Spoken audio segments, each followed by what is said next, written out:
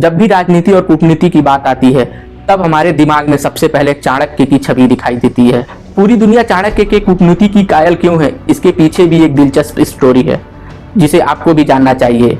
बात उस समय की है जब मगध साम्राज्य पर नंद वंश का शासन था और उस समय वहां का शासक घनानंद था।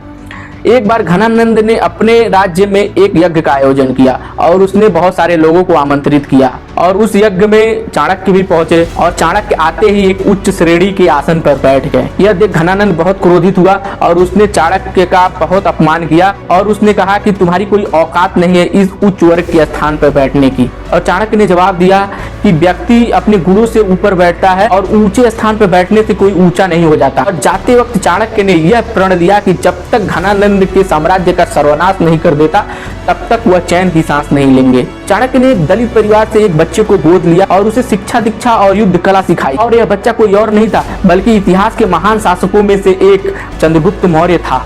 चाणक्य हमेशा कहा करते थे कि हमें अपने दुश्मनों पर कभी क्रोध नहीं करना चाहिए, इससे हमारे विश्लेषण की क्षमता नष्ट हो जाती है। यह एक ऋषि का रूप धारण करके दूर दूर तक लोगों के पास जाते थे कथा के बहाने और वहां पर लोगों को प्रेरित किया करते थे चंद्रगुप्त मौर्य के सेना में सम्मिलित होने के लिए। इन्होंने एक जासूसों का ग्रुप भी बना रखा था जो घनानंद के यहाँ से जानकारी एकत्रित किया करता था। और धीरे धीरे चाणक्य ने अपनी कूटनीति के बल पर आसपास के सभी राजाओं को चंद्रगुप्त मौर्य के साथ घनानंद के विरुद्ध युद्ध लड़ने के लिए सम्मिलित कर लिया। और एक समय ऐसा आया जब चाणक्य की अगुवाई में चंद्रगुप्त मौर्य की सेना ने घनानंद के साम्राज्य पर आक्रमण कर दिया और घनानंद के साम्राज्य को पूरी तरह से समाप्त कर दिया। फिर बाद में चाणक्य ने चंद्रगुप्त मौर्य को वहां का शासक बना दिया और इस तरह से चाणक्य ने अपने अपमान का बदला लिया था। सो गाइस, क्या आपको पहले यह स्टोरी पता था?